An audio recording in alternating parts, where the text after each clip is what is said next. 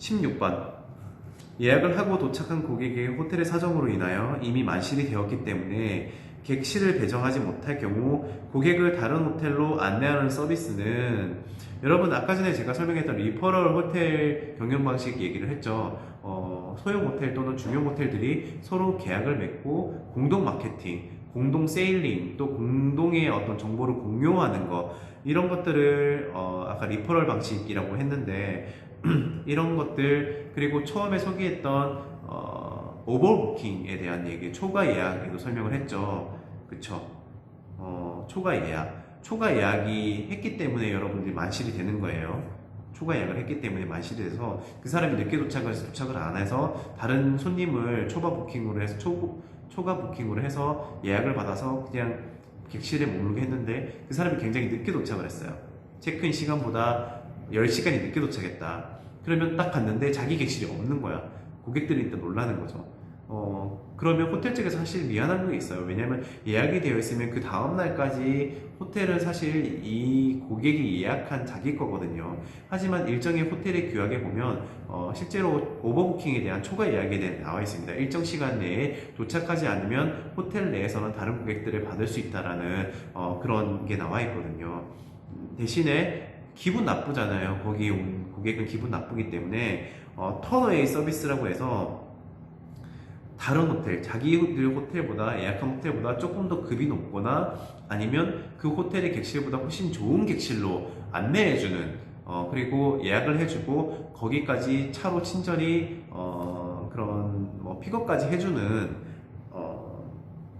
그런 서비스를 턴어웨이 서비스라고 해요. 보통 이런 부분을 부산에서 많이 이용을 했던 부분이 어디에 있냐면 노보텔이에요. 여러분, 노보텔 어딘 줄 알죠? 예전에, 지금은 사라졌는데 부산에 당시에 있었던 노보텔은 오버부킹, 그러니까 점유율이 굉장히 높았고, 그리고 노쇼가 나는 고객들이 좀 있었기 때문에 거기에서 물론 특급 호텔이지만 급이 더 높은 파라다이스 호텔로 손님을 굉장히 많이 보내줬어요. 그런 경우였거든요. 하지만 손님이 기분 나쁜 건 뭐냐면 해운대 지역 호텔에서 자기는 숙박을 하기 위해서 노보텔을 잡은 건데 그런 턴어웨이 서비스를 서면에 있는 롯데호텔로 했다. 이 사람 기분 나쁘겠죠. 그렇기 때문에 최대한 가깝고 걸어갈 수 있는 거리나 아니 바로 옆에 있는 호텔을 하는 방식이 많습니다. 그렇기 때문에 이런 턴어웨이 서비스는 라스베가스에서 주로 이용을 많이 합니다. 그렇기 때문에 답은 3번. 여기서 셀링업 서비스는 말 그대로 업셀링입니다. 기존에 뭐 방이 이런 게 있을 수 있겠죠. 손님이 두 분인데 알고 보니 자녀를 데리고 온 거야. 근데 일반 룸을 해버렸어요. 이게 더블룸에 그냥 우린 더블룸의 베드가 크니까 애기는 옆에서 같이 재우겠다라는 방식으로 뭐 우리는 3명이 묵겠다라고는 할 수는 있지만 이런 걸 가지고 비용은 크게 차이 나지 않으면, 예를 들어서 조금 더 좋은 객실에 애기들을 위해, 같이 온 애기들을 위한 여러 가지 서비스가 구비되어 있는 여기에 있는 방이 있다. 그 방은 굉장히 특수한 방이기 때문에 애기가 없는 사람은 잘 묵지 않는 방이겠죠. 하지만 당신이 한 2, 3만 원 정도만 더 객실료를 지불하면 애기 침대가 있을 뿐더러 애기를 위한 여러 가지 시설이 있으니 거기에서 할 수 있을 것 같다, 이렇게 말할 수 있는 것이, 어쨌든 뭐 10만 원이라고 그러면 12만 원, 3만 원에 팔 수 있고 실제로 호텔의 객실 수입으로 올려주는 거잖아요, 매출을. 그런 게 바로 셀링업 서비스라고 합니다. 지금에 있는 등급보다 조금 더 등급을 판다든지, 아니면 그날에 있는 코스 요리가 8만 원짜리인데 뭐 그 안심의 질이나 여러 가지 봤을 때 이날에는 조금 할인해줘도 될 것 같은 거를 할인해서 제공해서 판매를 하면 뭐 11만 9천 원, 12만 원짜리의 어떤 안심 스테이크를 제공할 수 있는 코스를 제공한다. 그게 업셀링 할 수 있는 방법이에요. 요즘에 업셀링을 할 수 있는 방법 중에 제일 일반화되어 있는 부분의 하나는 뭐냐면 자동차예요. 자동차 요즘에 옵션을 정할 때 뭐 흔히 말하는, 여러분 엉뜨 알죠? 엉뜨, 엉덩이 따뜻하게 만드는 거, 그 온열 기능이 있는 거 플러스 여름에는 더우니까 그런 냉풍 기능이 있는, 차가운 바람이 돌게 할 수 있는 그런 것들을 옵션으로 넣을 거냐 안 넣을 거냐. 하지만 우리가 이렇게 말할 수 있겠죠. 그런 사원들은 계속 우리 지구의 온난화가 심해지고 열대야 기후가 계속 지속되고 있다. 엉뜨도 중요하지만 요즘엔 온열 기능도 중요하지만 요즘에 시원하게 이제 할 수 있는 그런 기능도 꼭 필수이다. 그러면서 옵션으로 막 집어넣으면서 차값이 조금씩 올라갑니다. 기존 가격보다. 옵션을 어떻게 넣는가에 따라 차량 가격이 굉장히 많이 올라가거든요. 그리고 업셀링 할 수 있는 방법에 대해서는 또 배달의 민족 여러분들 주문해봤죠? 그런 배달의 민족을 주문해보면 알듯이 메인 요리는 굉장히 낮게 잡아서 고객들을 이제 진입이 쉽게끔 흥미가 생기게끔 일단은 먼저 유출한 다음에 공깃밥 아니면 된장국 기타 있는 부대 서비스들 사이드 서비스들을 굉장히 세분화로 흔히 말하는 분류를 해서 그거를 추가하게끔 되어 있어요. 처음에 내 생각에는 13,000원으로 이걸 먹을 수 있다고 생각했는데 다 추가를 하니까 20,000원이 된 거예요. 자기도 모르게 그렇게 될 수 있겠죠. 그게 바로 셀링업 서비스입니다. 이번 발렛 서비스는 여러분들 다 알고 있을 거예요. 차량 주차를 로비층에 하게 되면 그 발렛 서비스를 통해서 고객의 차량을 안전하게 주차장으로 이제 주차를 하고 또 퇴실을 할 때 그 차를 다시 미리 신청을 하게 되면 발렛 서비스로 차량을 앞에까지 대동해주는, 물론 이 발렛 서비스가 좋은 이유는 평소 때는 별로 이용하지 못할 수 있지만 아기가 있거나 유모차가 있고 굉장히 짐이 많은 경우에 이 발렛 서비스를 이용하게 되면 편안하게 이 짐 많은 거를 차를 일단 보낸 다음에 거기 컨시어지를 통해나 아니면은 포터를 통해서 그 사람들의 짐이나 이런 것들을 한 번에 다 해결할 수가 있습니다. 굉장히 편안하게 호텔에 가서 객실 체크인까지 굉장히 편하게 될 수 있겠죠. 이런 발렛 서비스가 있을 수 있고, 또 턴다운 서비스는 뭐냐면 자기 전에 여러분들이 예를 들어서 리조트 같은 경우에, 저는 비즈니스 호텔이나 아니면 기존 일반 호텔들에서 턴다운 서비스에 대한 감동은 좀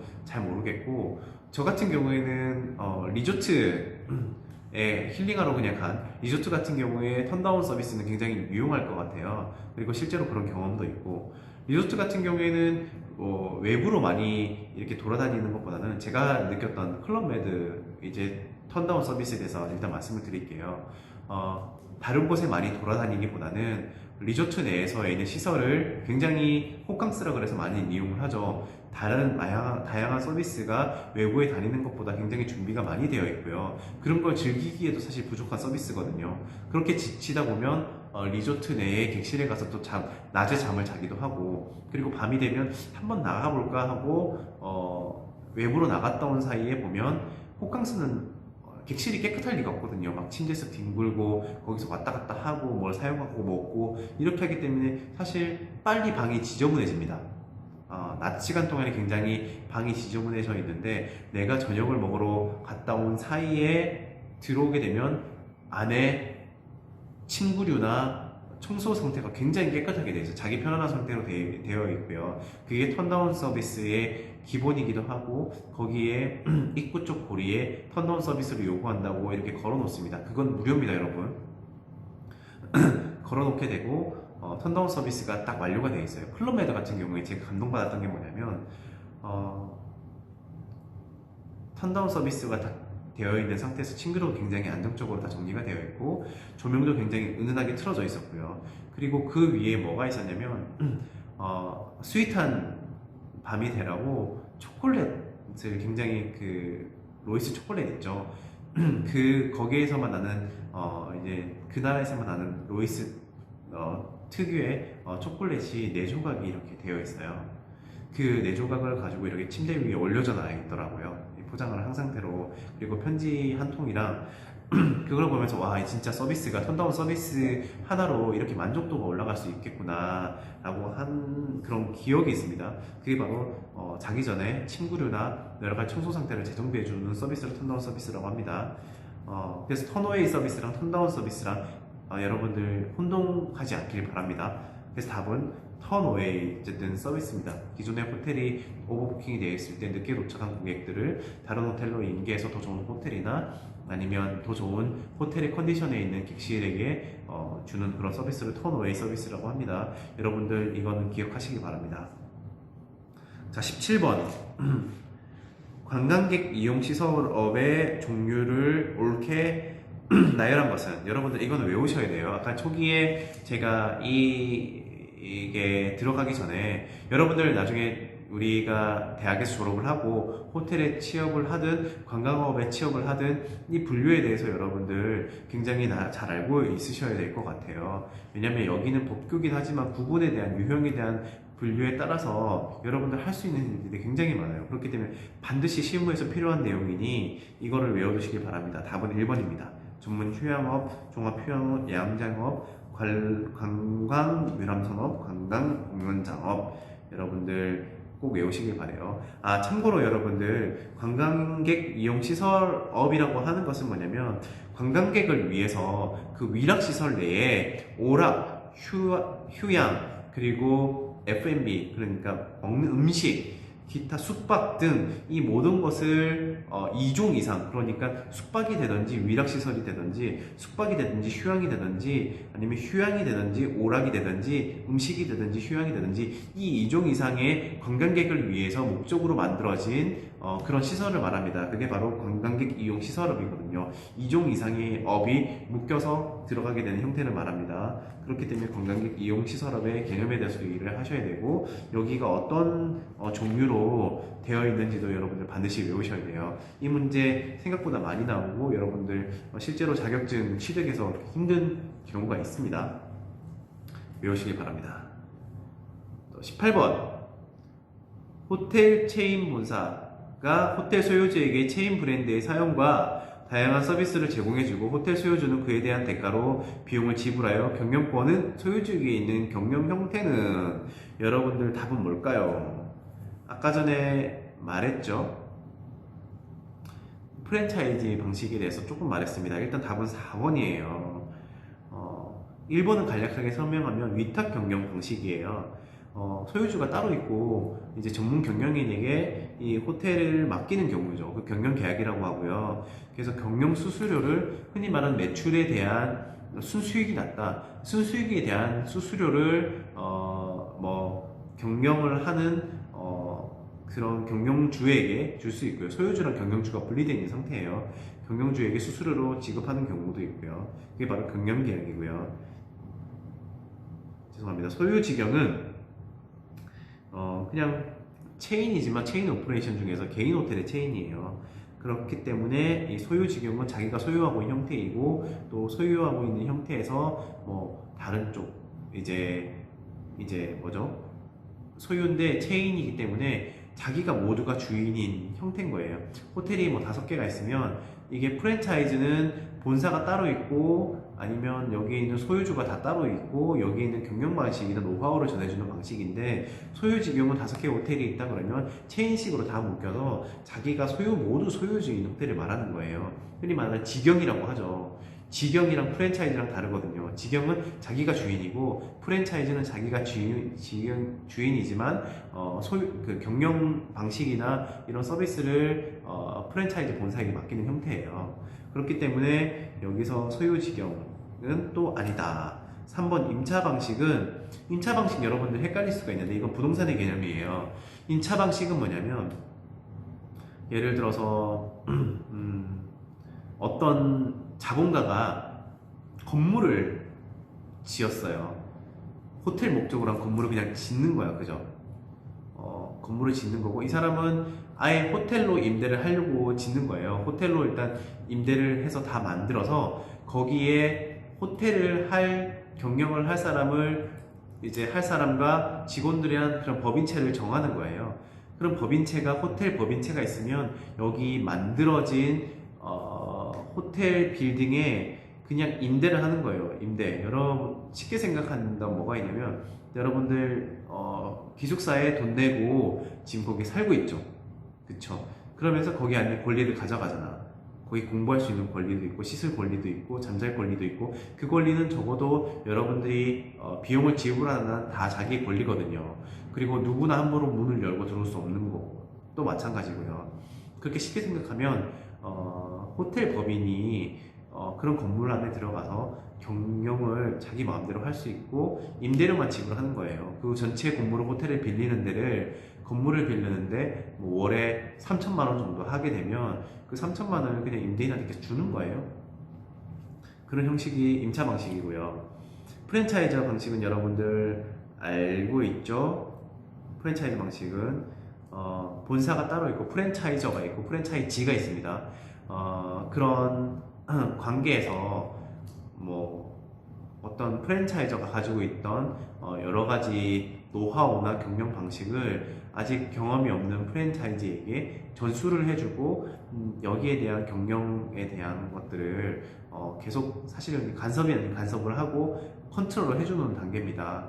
적정한 수익을 보장을 해주고 그러면 이 프랜차이즈는 수익을 내겠죠. 그 수익에 대한 방식을 일부러 수수료로 지급하는 형태도 있지만 사실은 로열티를 계속 줍니다. 프랜차이즈 비를 계속 주고 월에 얼마 있는 수수료를 계속 주면서 여기에 있는 공동의 정보, 공동의 마케팅, 공동의 어떤 여러 가지 소스들을 받아서 운영하는 형태입니다. 그렇기 때문에 18번에서 요구하는 형태는 프랜차이징 방식입니다. 그렇기 때문에 답은 4번입니다, 여러분.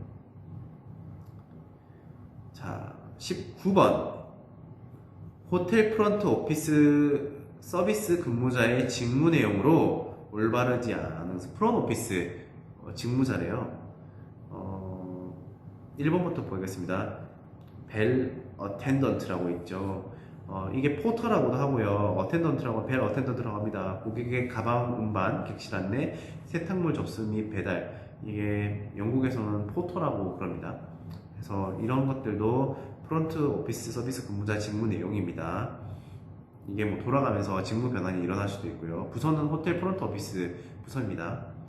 도어 어텐던트, 현관에 근무하면서 문 열어주는 거 있죠. 문 열어주고 나중에 뭐 가방이나 이제 캐리어가 있으면 그거를 차에 또 실어주기도 하고 뭐 이런 내용들을 합니다. 보통 좀 규모가 있거나 요즘에는 인력 부분이 많이 절감이 되었기 때문에 이런 벨 어텐던트랑 도어 어텐던트가 서로 연동해서 협업을 하는 경우가 많습니다. 어차피 프론 오피스이기 때문에 연동을 해서 서비스 연동을 하는 경우가 있죠.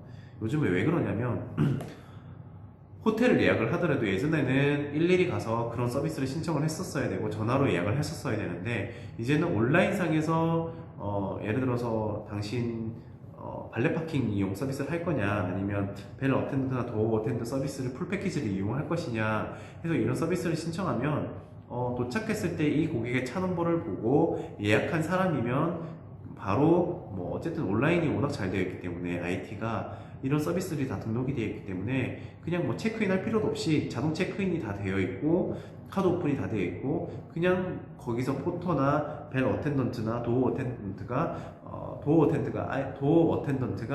아예 모든 캐리어를 그냥 가지고 벨 어텐던트 하는 일을 가지고 그냥 객실까지 그 가방을 들고 올라가주는 형태를 말하는 거예요. 또 한편으로 요즘 좋은 게 그런 도어 어텐던트가 객실 내 컨디션을 바로 확인을 해주고 거기서 체크인을 도와주는 것도 있어요.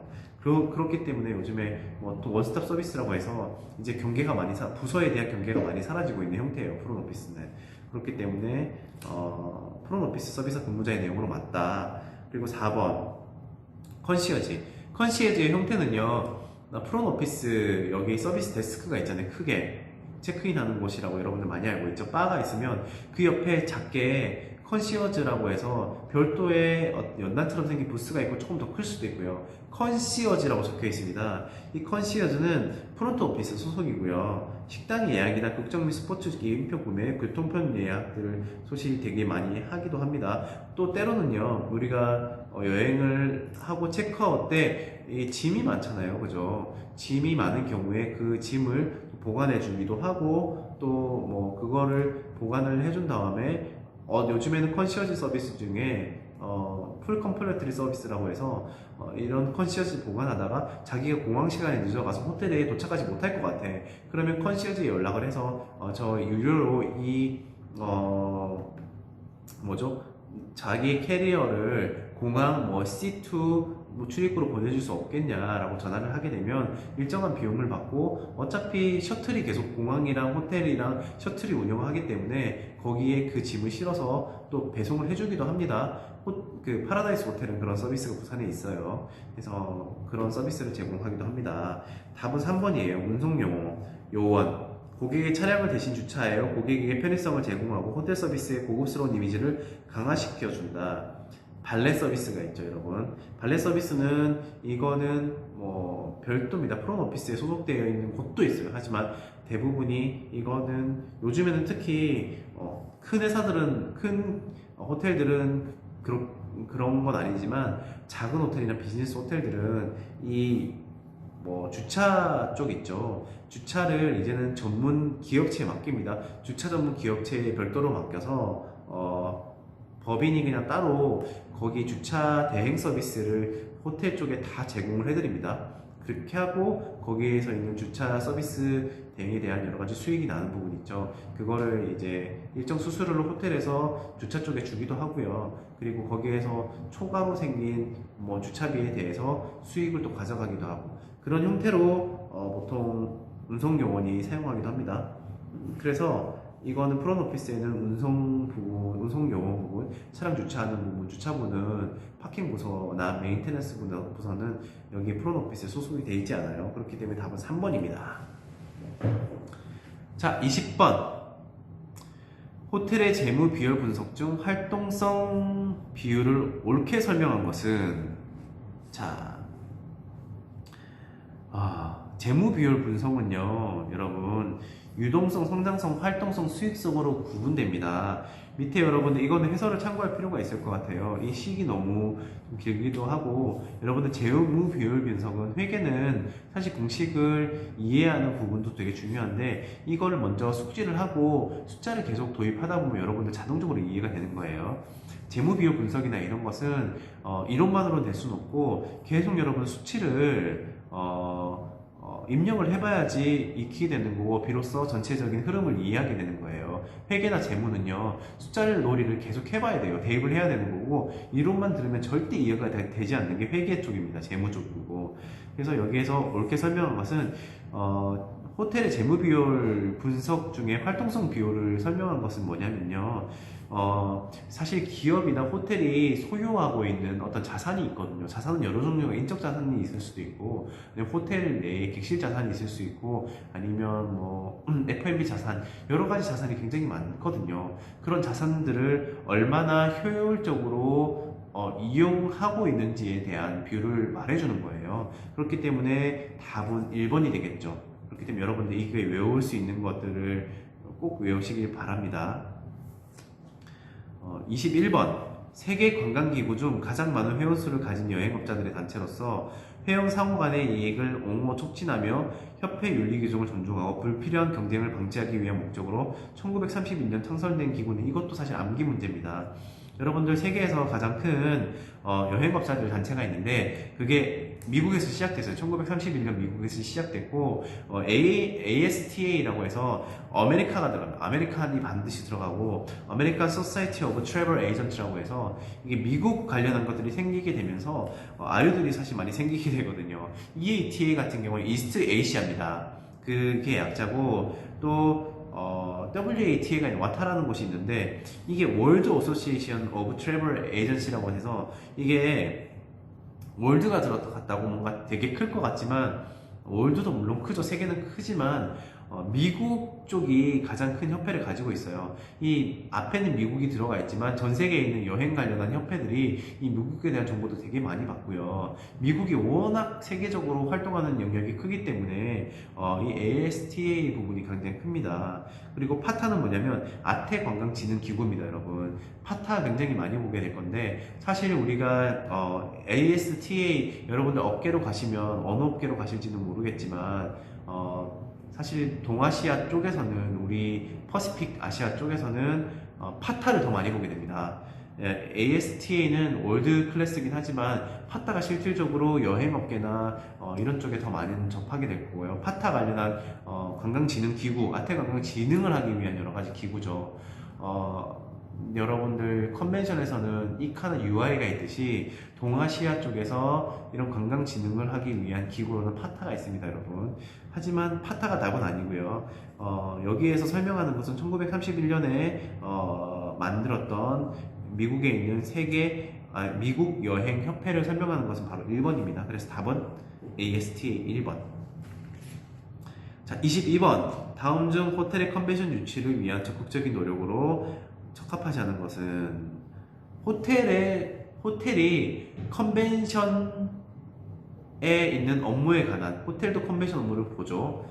컨벤션 참가자들이 객실을 잘 사용할 수 있도록 유도를 해주는 거나 언어의 문제나 아니면 거기서 F&B를 한다면 식음료의 문제 뭐 그런 것들이 사실 있겠죠. 아니면 회의장을 빌려줬을 때에 대한 그런 문제들이 있겠죠. 하지만 보다 많은 4번 바로 보다 많은 회의 참석자를 유도하기 위한 홍보 프로그램의 개발은 이거는 컨벤션 회의 참석자를 유도하는 것은 PCO가 하는 거겠죠. PCO나 아니면 뷰로가 하는 경우도 있지만 이걸 굳이 호텔에서 참석자를 유도하기 위해서 홍보 프로그램을 개발을 하지 않습니다. 호텔에 홍보를 하는 것이지 여기에 있는 국제회의 쪽에 홍보를 하지 않는 거예요. 참석자를 위한 거. 이미 참석자는 정해져 있습니다, 여러분. 이거 운영 단계나 사전에 하는 사전에 국제회의 사전에 하는 단계고요. 그리고 또 이것도 업무는 PCO나 아니면 뷰로가 하는 경우가 많습니다. 그렇기 때문에 호텔의 컨벤션 유치를 하는 것은 아니다. 그렇기 때문에 답은 4번입니다. 여러분 23번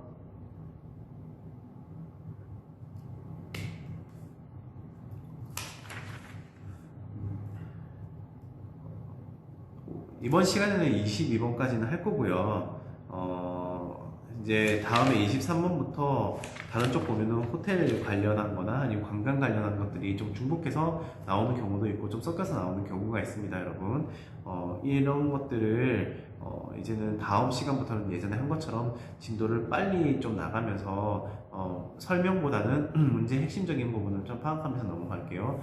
여러분들 이번 시간에도 고생을 했습니다. 그리고 호텔하고 여행 부분에서는 사실 컨벤션보다는 암기가 굉장히 많아요. 분류라든지 아니면 유형이라든지 아니면 계산 문제도 좀 있고, 그런데 이걸 몇 번 개념만 익히고 나면 굉장히 컨벤션보다 쉬울 수 있어요. 컨벤션은 학문적으로 그렇게 오래되지 않았지만, 호텔도 오래되진 않았지만 그래도 그동안 쌓여있는 표준화된 어떤 정답들이 있기 때문에 그것만 외우기만 해도 여러분들 이해하는 데는 전혀 무리가 없고 문제 푸는데 무리가 없을 겁니다. 그렇기 때문에 다음 시간에는 23번부터 시작하겠습니다. 여러분들 고생하셨습니다.